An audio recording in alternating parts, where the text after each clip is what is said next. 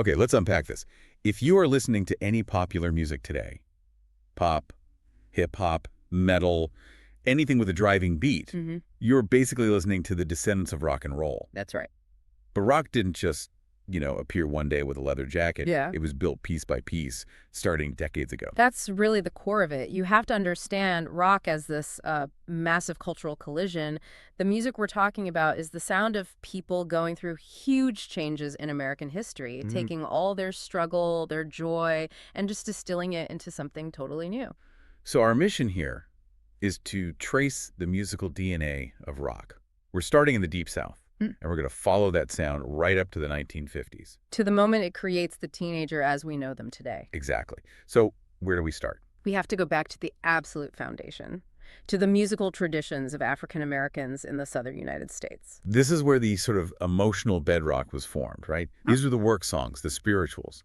Yeah, and this music served a really necessary purpose. This was not just entertainment. It was who? It was a tool for survival, a way to communicate, find hope, stay sane in just unbelievably difficult times. And musically, what was happening? Well, what's so fascinating is that it was a true synthesis. They were blending these complex rhythms from West Africa with the melodies and harmonies they found around them in America. And that combination, over time, becomes the blues. It solidifies into the blues, exactly. So the blues becomes this essential core. What is the one building block from the blues that every musician after the 1950s had to learn? Oh, that would be the famous 12-bar structure. Okay. Think of it like a roadmap, a predictable frame. It's got 3 specific chord changes over 12 measures. So it's a structure everyone knows. Right.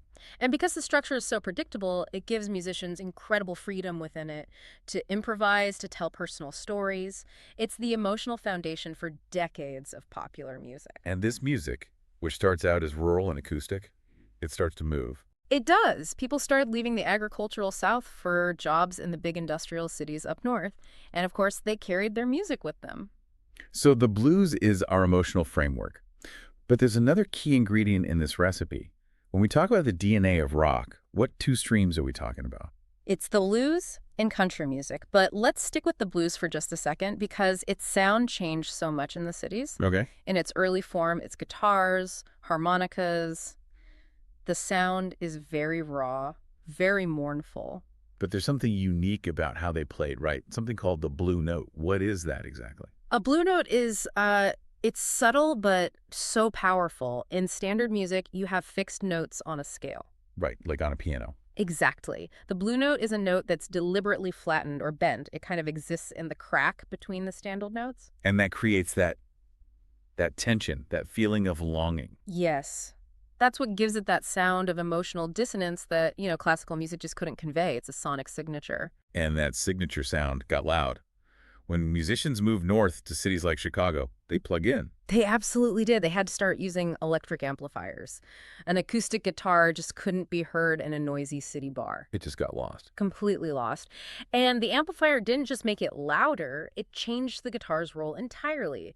The driving rhythm of that urban blues became the engine for rock. So that's the engine. Let's talk about the other ingredient, country and folk music. Right. This comes mainly from the folk traditions of European immigrants. Different instruments, different focus. Totally different. Here you have instruments like the fiddle, the banjo, and the focus was really on clear, simple melodies and direct storytelling. Love, loss, work. Very accessible. Very accessible, structurally simple, which made it perfect for early radio. And here's where the magic starts. These 2 worlds, which had been separate, they start to collide. And that collision was revolutionary. When country with its simple chords met the rhythmic power of electric blues, you get this volatile new mix. So musicians just started experimenting. Yeah, they're speeding up the blues, they're electrifying country songs. This cross-pollination is the fundamental DNA of the rock genre. But I have to wonder, given the time period, that mixing must have been controversial. That's a crucial point. Yes, it was highly controversial. Many parents, many cultural critics saw it as an unacceptable blurring of racial lines. But the audience didn't care. The young audience didn't care at all. They just heard the energy, the innovation, and they loved it. The music was already blending cultures before society was ready. So let's fast forward a bit to the 1940s. The sound is not just blending anymore, it's accelerating. Right. This is when rhythm and blues or R&B really takes off. And this is different from the older blues. Much different. It's way faster, more aggressive. This is post-World War II America. There's an economic boom. Young people have more free time, more money to spend. So the music becomes about entertainment. It's music designed for dancing. You have heavy drums, driving guitars, and those amazing honking saxophones. And this sped-up style gives rock its defining pulse, the backbeat. Exactly. The backbeat is maybe the most important rhythmic idea in all of rock music. So break that down for us. What is it? Okay, so traditional music, like a march, emphasizes the first and third beats. 1, 2, 3, 4. Right. Very steady. The backbeat flips that. It puts the emphasis on the second and fourth beats. 1, T, 2, O, 3, 4. Okay. That simple shift changes the whole feel. It changes everything. It's not a march anymore. It makes you want to move. And this energetic sound started attracting young people from all backgrounds. It was the final bridge into rock and roll. But for this to really explode, it had to get even louder. And technology becomes the fuse. The electric guitar revolution is totally inseparable from rock and roll. I mean, think about an acoustic guitar in a 1930s band. It's quiet. Just a rhythm instrument. Yeah, drowned out by the drums, the horns, everything else. So what was the technical problem they needed to solve? Amplification. Plain and simple. The solution came from inventors who figured out how to use these things called electronic pickups. Which are basically magnets. Basically magnets wrapped in wire. They turn the string's vibration into an electrical signal, which you can then blast through an amplifier. And suddenly the guitar becomes a lead instrument. It can overpower everything else on stage. And it wasn't just about volume, it opened up a whole new world of sounds. Like distortion. Absolutely. Musicians found out if you cranked the amp all the way up, the signal would break apart and get fuzzy, distorted. What was once an error. Became the sound of rebellion. And then the final piece of the puzzle was the solid body electric guitar, which got rid of feedback problems at high volumes. And that solid piece of wood becomes the icon for this whole movement. It does. But the tech wasn't just changing the stage, it was changing the studio. Right. Recording technology was key to capturing that raw energy.